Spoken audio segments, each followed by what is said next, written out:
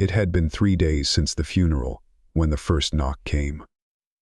Thomas hadn't slept much since putting his mother in the ground. He didn't cry at the service, didn't say much when the priest read out the verses she once forced him to memorize as a child. He just stood there, hands stuffed in his black coat, eyes staring at the coffin like it was a cage finally shut. When people asked how he felt, he only said, "She's gone." But that wasn't the truth. Not really. The truth was that Thomas didn't know if he felt anything at all. His mother had ruled his life with silence and sharpness. Her anger didn't scream. It burned cold, like frostbite. She never laid a hand on him, but somehow made every room colder, every memory stiff with tension. She could ruin his day with a look. So now, with her gone, he expected peace. Not joy, not grief, just quiet. But the knocks changed that. The first knock came just after midnight, a soft, deliberate tap on the front door. Thomas had just laid in bed, the kind of tired that wasn't just in the bones, but in the soul. When the sound echoed through the hall, he froze. It wasn't the wind. It wasn't a branch. It was Knuckles, slow and sure. He didn't answer it, of course. Who the hell knocks at midnight in a town where nothing happens and nobody visits without calling? He waited. The knock came again, same pattern. 3 sharp raps, then silence. The next morning, he checked the front porch. Nothing, no footprints on the frosted steps, no signs anyone had been there. Just the cold creeping through the cracks of the doorframe. That day he tried to convince himself it was his imagination. He even joked about it to the girl at the hardware store when he bought new weather strips for the door. "Maybe my mom changed her mind about being dead," he said with a crooked smile. The girl didn't laugh. She just stared at him too long and gave him the wrong change. The second night, the knock came again. This time at the back door. It was colder that night. A hard kind of cold that crawled into the wood and made the walls creak. Thomas sat on the couch in the dark, trying to watch some old horror movie like it could distract him. The knock pulled him out of it. 3 times. Same rhythm. He didn't move this time either. Just turned the volume up. But then the voice came. "Thomas." Soft, but clear. As if someone had whispered it right against the glass. He stood up fast, heart in his throat. He didn't go to the door. Just backed away from the window, eyes fixed on the curtain. He didn't sleep that night. Just sat in the kitchen with a knife in one hand and a bottle of whiskey in the other. When dawn broke, he checked the back door. Still nothing. That day he called the cemetery. Asked the man in charge if anyone had messed with his mother's grave. The guy laughed at first, then stopped when he heard Thomas's voice. "We don't get grave robbers here," he said. "Besides, hers was sealed tight. You were there." Yeah, Thomas thought. He had been there. He had seen the coffin lowered, watched the dirt pile up. Still, something didn't feel right. That evening, Thomas found something strange on the kitchen table when he came back from town. It was a single dead rose, black petals, no vase, no note, just lying there, like someone had set it down with purpose. His mother hated roses, said they were flowers for liars. She only ever kept violets. The rose shouldn't have been there. He threw it out. But when he turned to go back inside, something scratched at the back door again. Not knocking, scratching, long, slow, like nails dragged across the wood. He pressed his ear to the door. Silence. Then, the voice again. "Thomas, open the door. I still have things to say." He backed away, trembling. Not from fear. Not exactly. It was something deeper. Recognition. Because the voice wasn't angry. It was disappointed. Exactly how she used to sound before everything went dark. The next morning, Thomas didn't open the door. He didn't sleep either. He sat all night in the hallway with the lights on, staring at the back door like it might open on its own. His knuckles were white around the handle of the kitchen knife, and every time the fridge kicked on, or the floor creaked under the weight of old wood, he flinched. When the sun finally rose, painting the sky in those faint pinks and oranges that used to remind him of childhood Sundays, before everything turned bitter, he finally got up. His legs ached from sitting too long, but he forced himself to check the back door. There were scratches, real ones, long, ugly grooves carved into the wood, deep enough to show the pale color beneath the paint. 5 of them, like fingers. Too wide to be from a cat. Too perfect to be random. Thomas stood there, staring at them, something in his chest turning to ice. He didn't call the cops. What would he say? Hey, someone pretending to be my dead mother is trying to claw her way back into my house. No one would believe him. Hell, he barely believed him. But the marks were there. He touched them. They were still cold. Later that afternoon, he drove to the church on Maple Street. He hadn't been there since he was a kid, back when his mother made him sit still for Sunday Mass. His knees sore from the pews and his stomach always turning from that old incense. He found Father Raley out back, feeding pigeons. The priest squinted at him, surprised. "Thomas Carter," he said, brushing seed from his hands. "Haven't seen you since your confirmation." Thomas gave a tight nod. "I need to ask you something." "Weird." Father Raley studied him. "Weird how? Like, say someone's gone, like dead, buried. But something's wrong. What does the church say about that? About people coming back?" The priest didn't laugh. He just frowned and said, "Are you talking ghosts? Or something worse?" Thomas hesitated. Then, something worse. Raley's expression darkened. "Sometimes spirits get stuck, angry ones, vengeful. They feed on old sins, old hurts. But if they're coming back, it means they're not done. Or you're not." That hit hard. Thomas didn't answer. He just left. He couldn't shake the feeling in his gut. That deep, coiled dread. His mother was always about unfinished business. She never let anything go. She never forgot a slight, never forgave a mistake.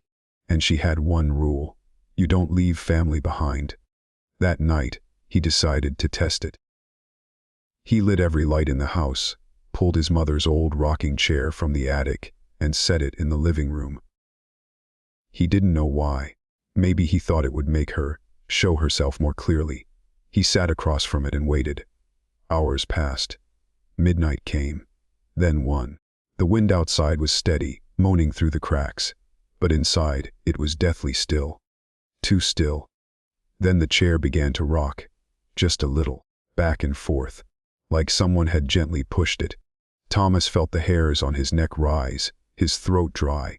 He stood up slowly. "What do you want?" he whispered into the room. The chair stopped. Silence. Then, behind him, a voice so close he felt the breath on his neck. "You never said goodbye." He spun around. No one was there. The chair stood still. But now, sitting on it, was something that hadn't been there a second ago, a photograph. An old one. Yellowed edges. It was him, maybe 8 years old, standing in front of the house with his mother. She had her hand on his shoulder, but even in the picture, her face was tight, cold, unreadable. On the back, written in sharp, hard pen strokies, "I did everything for you." Thomas dropped the photo. His heart thundered in his chest. She wasn't haunting the house. She was haunting him. And she was just getting started. The next morning came with a sky like bruised flesh, gray and purple, threatening rain. Thomas barely noticed.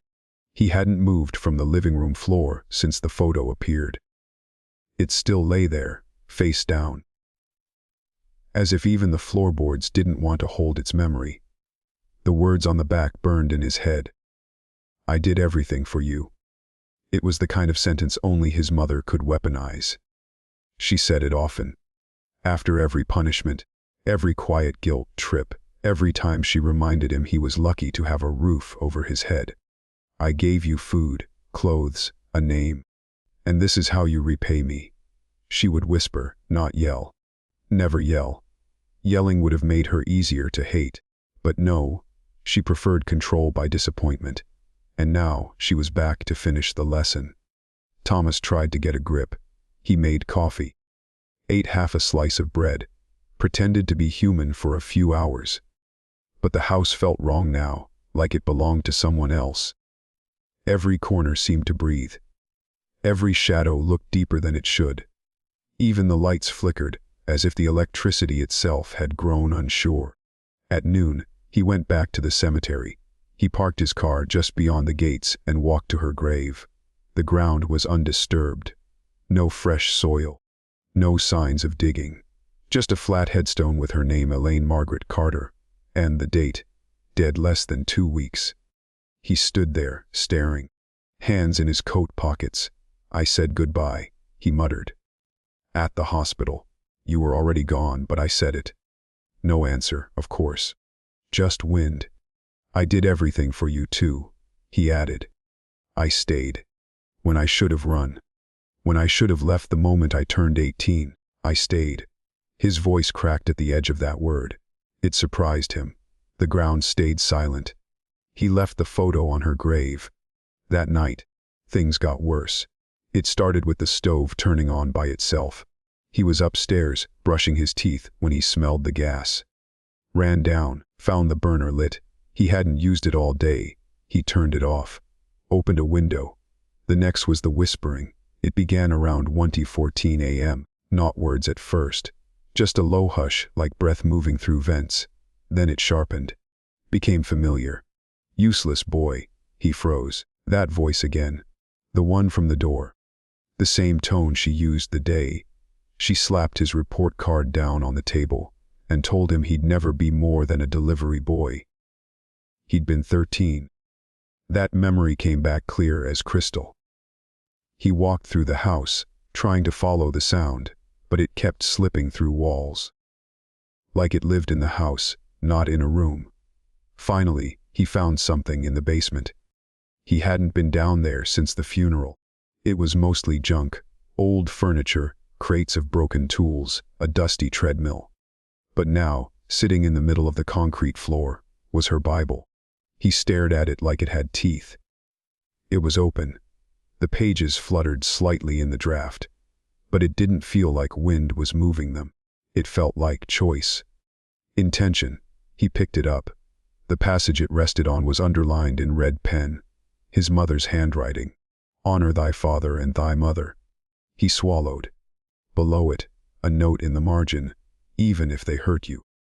Especially then. Thomas dropped the book. Suddenly, the basement light blew out, plunging everything into black. From behind him, something moved. A breath. A footstep. He ran. He didn't look back. He barreled up the stairs, slammed the door shut, locked it, pressed his back to it, panting like he'd just escaped drowning. And then, the laughter, soft, almost pitying, her laugh, not cruel, not loud, just disappointed, and he knew. It wasn't about fear anymore. She wasn't here to scare him. She was here to teach him a lesson. One last, terrible lesson. Thomas didn't leave the house. He thought about it, really did. Packed a small bag, even got into his car with the keys shaking in his hand. But as soon as he backed down the driveway, the air in the car grew thick, like the air was pressing inward, smothering him. His vision blurred, his throat tightened, and the radio started playing something wrong. Not music, not static, a voice, her voice. "Running again, Thomas. After everything I gave you." He slammed the brakes, threw the car into park and stumbled out, gasping for air like he'd been underwater. The cold air outside hit his face like a slap, but at least he could breathe again. He left the car there. On the lawn, door open, engine running. Something had made it clear. He wouldn't be allowed to leave. Back inside, the house had changed. It no longer felt like a home. It hadn't for years. Really, but now it felt aware. Like the walls were listening. Like the air itself waited for him to speak so it could judge him. He walked room to room, checking everything. Windows, closed. Doors, locked. Mirrors, covered with bedsheets now. He'd seen something move in the reflection that wasn't him the night before. Then, in the hallway outside the bathroom, he noticed something that stopped him cold. Handprints. Small gray, ash-colored handprints smeared along the wall, just above the baseboard. 5 fingers, child-sized. Dozens of them. They led to the attic door. Thomas stared up at the pull string. He hadn't been in the attic since he was a teen. His mother had locked it after his father left and said it was off limits. "There are things up there better left in the dark," she told him once. He'd asked why. "Because they're part of the truth," she said. And truth isn't always a blessing. Now the prints were fresh. He pulled the string. The stairs dropped with a creak that echoed like a scream. The air changed immediately, colder, tighter. He climbed, each step a battle with his own instincts screaming no. But something pushed him. Curiosity, maybe. Or maybe the knowledge that this wouldn't end unless he faced it. The attic was dark, but not empty. Boxes lined the walls, old furniture draped in white sheets, like forgotten corpses. But in the center of the room was a single rocking horse. His. From when he was 6. He hadn't seen it in 20 years. It was gently rocking. Next to it, a photo album lay open on the floor. The pages fluttered slightly. He knelt down, cautious, looked. Photos he didn't recognize, not of him. Other children, pale, frightened eyes, standing in the same backyard, sitting in the same living room. A few were crying. Some were smiling, but the smiles were wrong, forced, hollow. On the final page, his own face. 8 years old. Written under his picture in sharp, red ink. The one I chose to keep. His breath caught.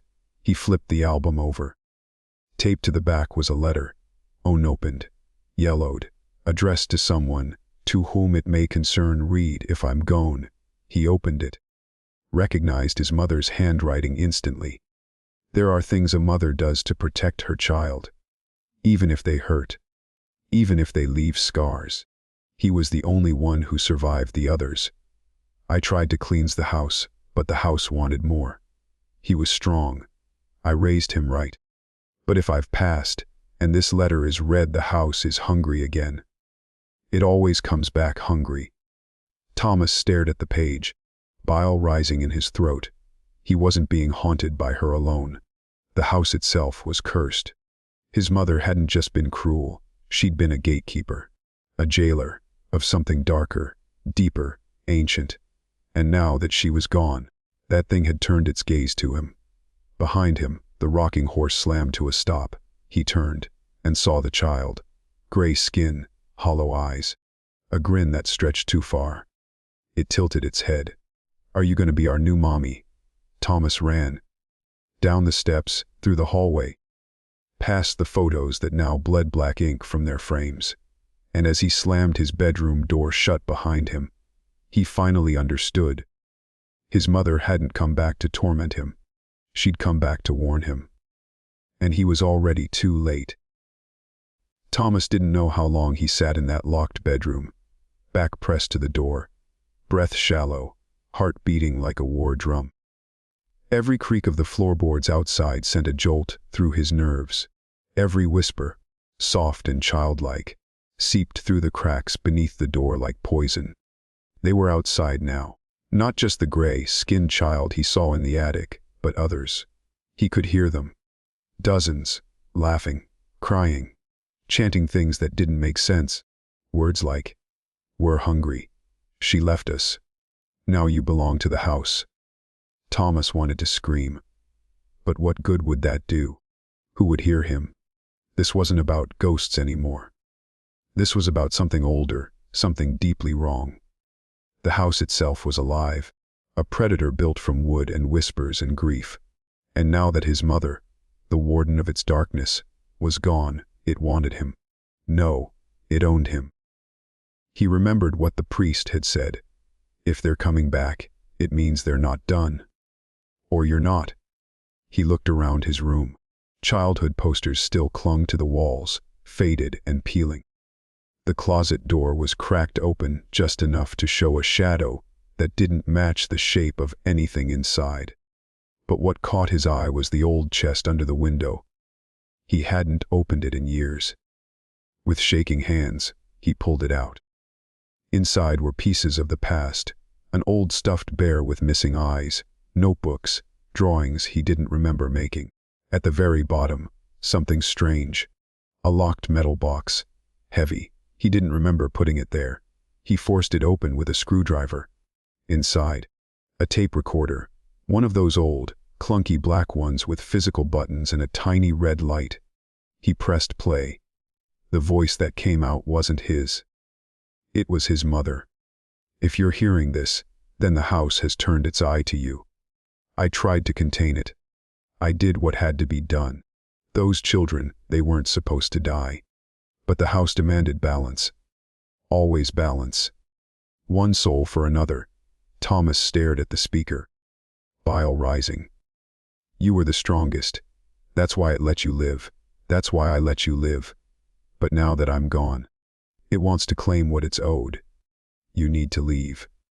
You need to burn it. It can't survive the flame. Don't listen to them. Don't believe their lies. Just burn it.